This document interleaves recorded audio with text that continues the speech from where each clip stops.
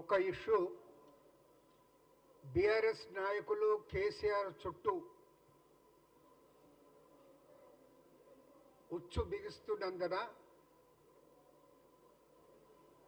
వారు తమను తాము కాపాడుకోవటానికి నానా తంటాలు పడుతున్నారు.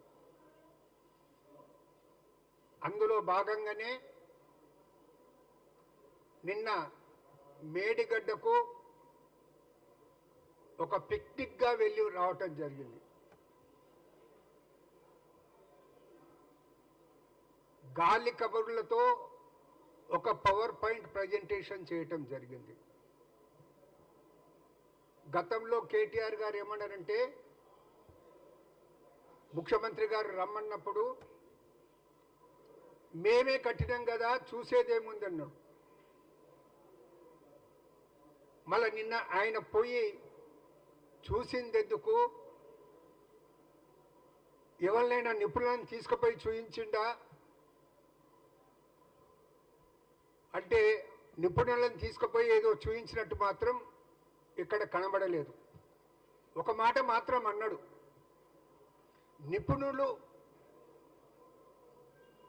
వారు చెప్తుంది ఏంటంటే ఎంబడే మరమ్మతులు చేసి రైతులకు వాటర్ ఇవ్వాలనే మాట చెప్పడం జరిగింది. నేను కాంగ్రెస్ పార్టీ తరఫున అనేది సూటిగా డిమాండ్ చేస్తున్నా,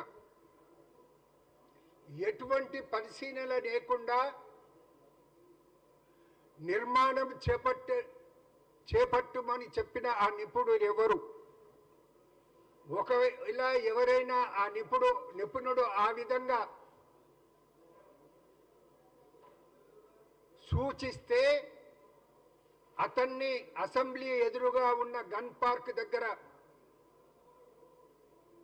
అమరవీరుల స్తూపం దగ్గర ఉరివేయాలనే మాట డిమాండ్ చేస్తా ఉన్నాను. National dam safety authority 1 November 2023 నాడు ఇచ్చిన నివేదికలో స్పష్టంగా పేర్కొనడం జరిగింది. As per committee findings, piers had sunk due to a combination of issues involving planning, design, quality control and operation and maintenance. అంతటితో వారు ఆగలేదు. The barrage under the present condition is rendered useless until fully rehabilitated. ఈ మాట కూడా వాళ్ళ రిపోర్ట్లో స్పష్టంగా పేర్కొనడం జరిగింది. ఫర్దర్ వారు చెప్పడం ఏంటంటే, the likelihood of failure of other blocks resulting in a similar mode exists.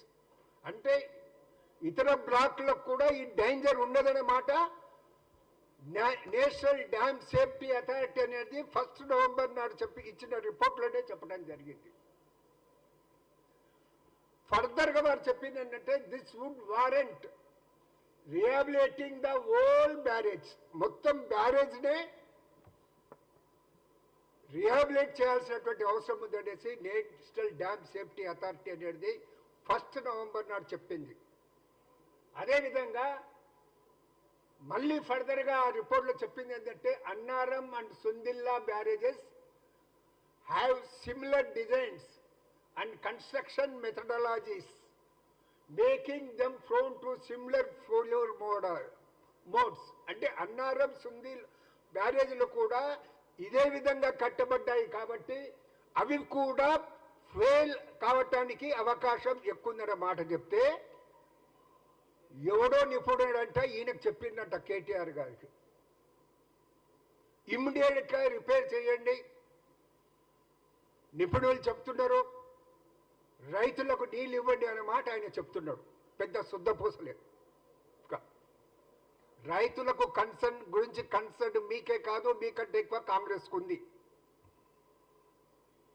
ఒకవేళ రైతుల మీద మీకు అంతనే ప్రేమ ఉంటే 1,25,000 కోట్ల రూపాయలు ఖర్చు పెట్టి కట్టిన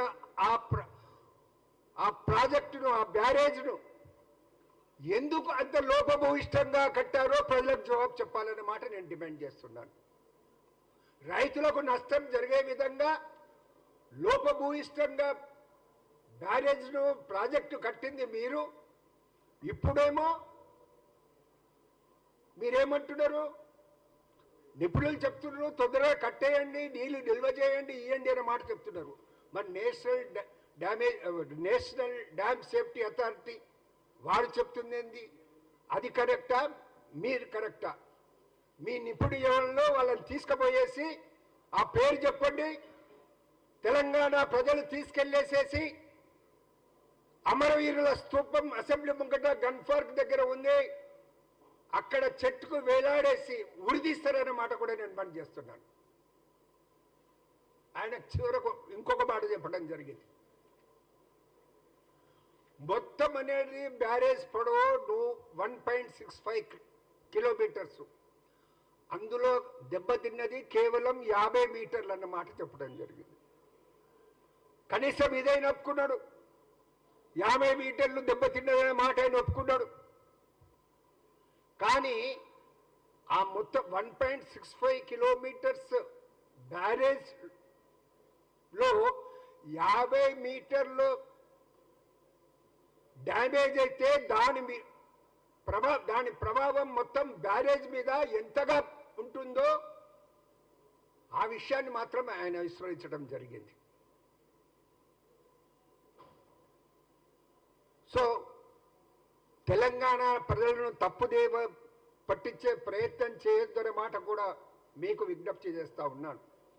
ఇక హరీష్ రావు గారులే నేను చిన్నతనంలో చూసేవాడిని, కట్టతుపాకోడు నగరంలో తిరుగుతుంటే, ఊళ్ళల్లో కూడా తిరుగుతుండే వాళ్ళు.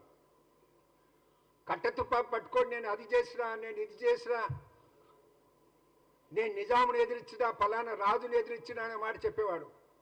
అదేవిధంగా ఈ కట్టతుపాకి హరీష్ రావు కూడా అదే విధంగా మాట్లాడుతున్నాడు. ఆయన నిన్న అక్కడ మాట్లాడుతూ చెప్పిందండి, మేము నల్లగొండలో మీటింగ్ పెడితే దాని ఫలితంగా అనేది అసెంబ్లీలో కృష్ణా వాటర్ యజమాన్యం అనేది కృష్ణా బోర్డుకు అప్పగించమని తీర్మానం చేసిండ్రు, మా మీటింగ్ వల్లనే అది చేసిండ్రు అని గొప్పలు చెప్పుకోకపోతున్నాడు. అది ఇది వాళ్ళది ఎంత దౌర్భాగ్యమో నాకు అర్థమైతలేదు వాళ్ళది. నిన్న ఇంకొక మాట చెప్పిండు. అదే సమయానికి ఉత్తమ్ కుమార్ రెడ్డి గారు ఇక్కడ సెక్రటరియట్లో మీడియా వారితో మాట్లాడుతూ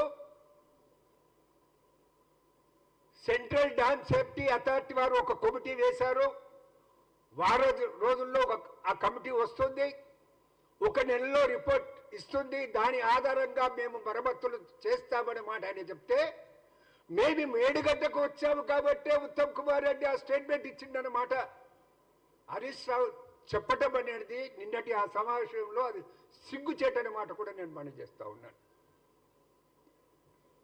ఇక తనకంటే మించినటువంటి ఎక్స్పర్ట్ ఎవరు లేనట్టు హ్యాట్ పెట్టుకునేసి ఎన్నిసార్లు కేసీఆర్ గారు అక్కడికి పోయిండ్రో ఈ ఫోటోలు చూస్తే తెలుస్తుంది. కాళేశ్వరం ప్రాజెక్ట్ దగ్గరికి అక్కడ ఎటువంటి సర్వే లేకుండా, జియాలజికల్ సర్వే లేకుండా, అక్కడ ఎంత లోతులో ఇసుక ఉంది, ఎంత లోతులో మట్టి ఉంది, ఎంత లోతులో రౌతు ఉంది అనేది ఒక సర్వే లేకుండా తనే ఒక పెద్ద అపర భగీరథుడిలే తానే డిక్టేట్ చేసి కట్టించిండు ఆయన. దౌర్భాగ్యం ఏంటంటే ఈ ఇంజనీర్లు కూడా నోరు మూసుకొని ఆయన చెప్పింది ఆయన చెప్పినట్టే చేయటం జరిగింది. మీకు ఆ దమ్ము ధైర్యం ఇంజనీర్లుగా మీకు ఎందుకు లేకుండా పోయింది? మీరు చేస్తుంది తప్పు అనే మాట మీరు ఎందుకు చెప్పలేకపోయారు? మొత్తం ఇంజనీర్లకే, ప్రపంచవ్యాప్తంగా ఉండే ఇంజనీర్లకే సిగ్గుచేటైనటువంటి పని ఈ మన రాష్ట్రంలో ఉన్నటువంటి ఇంజనీర్లు చేశారన్న మాట మీకు మనం చేస్తూ ఉన్నాను. చివరిలో ఒక మాట మనం చేస్తూ ఉన్నాను. గౌరవనీయులు మంత్రి ఉత్తమ్ కుమార్ రెడ్డి గారు నిన్న మీడియా వారితో మాట్లాడుతూ సబ్ కాంట్రాక్టుల ద్వారా పని జరిగిన విషయం మాకు తెలుసు. కానీ దానికి సంబంధించినటువంటి డాక్యుమెంట్స్ లేవు అనే మాట ఆయన చెప్పడం జరిగింది. ఎవరు ఆ సబ్ కాంట్రాక్టర్స్ అనే డాక్యుమెంట్స్ లేవు అని చెప్పడం జరిగింది. నేను గౌరవనీయులు ఉత్తమ్ కుమార్ రెడ్డి గారిని, నీటిపారుదల శాఖ మంత్రిని, ముఖ్యమంత్రి గారిని కూడా కోరుతా ఉన్నాను, మీరు ఎంక్వైరీ చేయించండి. ఈ దస్త్రాలను గయం చేశారా, దానిపై ఎంక్వైరీ జరగాలి. ఈ సబ్ కాంట్రాక్టర్స్ ఎవరు, వాళ్ళ పేర్లన్నీ బయటపడాలి, బయట పెట్టాలి. ఎల్ఎన్టీ వారు ఎంత బాధ్యులో, ఎల్ఎన్టీకి అధికారం లేకుండా సబ్ కాంట్రాక్ట్స్ ఎలా ఇచ్చారో, చట్టపరంగా తీసుకునే అవకాశం లేకుండా ఆ పనులు తీసుకొని లోపభూయిష్టంగా పనులు చేసిన ఆ కాంట్రాక్టర్స్ పేర్లు బయటపెట్టి వారిపై కూడా చర్యలు తీసుకోవాలనేసి మేము డిమాండ్ చేస్తూ ఉన్నాం. వెంటనే ప్రభుత్వం ఆ సబ్ కాంట్రాక్టర్స్ ఎవరో వారి పేర్లు బయట పెట్టాలి, వారిపై కూడా యాక్షన్ తీసుకోవాలి. వాళ్ళ పేర్లు అనేది డాక్యుమెంట్స్లో లేకుండా ఉన్నాయంటే ఆ ఫైల్ ఏమైనా గయం చేశారా? ఆ పేమెంట్స్ సబ్ కాంట్రాక్ట్ జరిగితే ఎల్ఎన్టీ ద్వారానో గవర్నమెంట్ ద్వారానో పేమెంట్ జరిగి ఉండొచ్చు కదా, ఆ రికార్డ్స్ లేకుండా పోయాయా? దానిపై ఎల్ఎన్టీని కూడా ప్రశ్నించాలనే మాట మనవి చేస్తూ, ఇటువంటి చిల్లర రాజకీయాలు చెయ్యొద్దనేసి కేటీఆర్ను, హరీష్ రావును, కేసీఆర్ గారిని కోరుతూ, మీరు చేసింది పచ్చి మోసం, దగ. తెలంగాణ ప్రజలను మోసం చేశారు, దగా చేశారు, కోలుకోలేనటువంటి దెబ్బతీశారు. 1,25,000 కోట్ల వ్యయం దానిపై జరిగింది. అందులో దగ్గర 80-90 కోట్ల రూపాయలు, 80-90 వేల కోట్ల రూపాయలు వివిధ రుణ సంస్థల నుంచి తీసుకురావడం జరిగింది. ఈ వడ్డీపై, వాటిపై వడ్డీతో పాటు తిరిగి చెల్లించాల్సినటువంటి బాధ్యత, మళ్ళీ దీన్ని కట్టాల్సినటువంటి బాధ్యత కూడా, ఆ భారం కూడా తెలంగాణ ప్రజలపై పడుతుంది. దానికి మొత్తం బాధ్యత కేసీఆర్ యొక్క మోసపూరిత విధానాలే అన్నమాట మనవి చేస్తా ఉన్నాను. Thank you.